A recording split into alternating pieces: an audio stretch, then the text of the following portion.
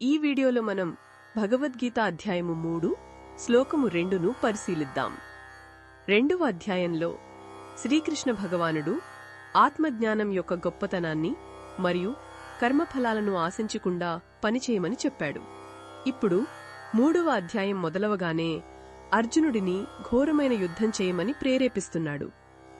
ఈ మాటలు విన్న అర్జునుడి మనసులో ఒక పెద్ద గందరగోళం మొదలైంది. అతను శ్రీకృష్ణుడితో ఇలా అంటున్నాడు, ఓ కృష్ణ, నీ మాటలు నాకు అయోమయంగా ఉన్నాయి.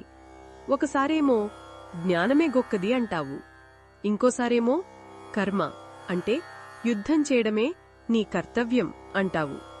ఈ రెండు దారుల్లో ఏది నాకు శ్రేయస్కరమైనదో, ఏది నన్ను పరమపదానికి చేర్చుతుందో దయచేసి ఒక్క మార్గాన్ని నిశ్చయంగా చెప్పు. నీవు చెప్పిన ఈ రెండు మార్గాలు నాకు పరస్పర విరుద్ధంగా అనిపిస్తున్నాయి. నా బుద్ధినిలా భ్రమింపజేయకు. ఒక ఉపాధ్యాయుడు ఒక విద్యార్థికి చదువుకోవటం చాలా ముఖ్యం, దానివల్ల నీ భవిష్యత్తు బాగుంటుందని చెప్పి మరుసటి క్షణమే నువ్వు వెళ్లి పొలం పనులు చెయ్యి, అదే నీకు ముఖ్యమని చెబితే ఆ విద్యార్థికి ఎంత గందరగోళంగా ఉంటుందో ఊహించుకోండి. అర్జునుడి పరిస్థితి కూడా దాదాపు అలాగే ఉంది.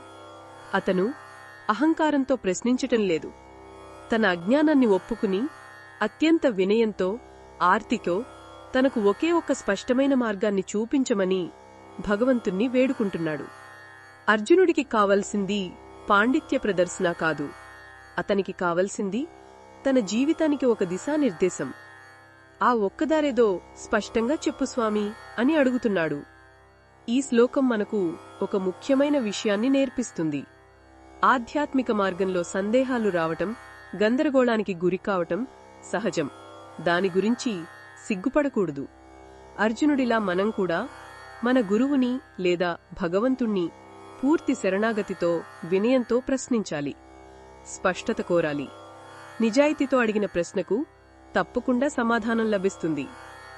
ఇది ఈ శ్లోకంలోని భావాన్ని వివరించడమే లక్ష్యం. మరిన్ని భగవద్గీత శ్లోకాల అర్థాన్ని తెలుసుకోవాలంటే మా తదుపరి వీడియోలను తప్పకుండా చూడండి.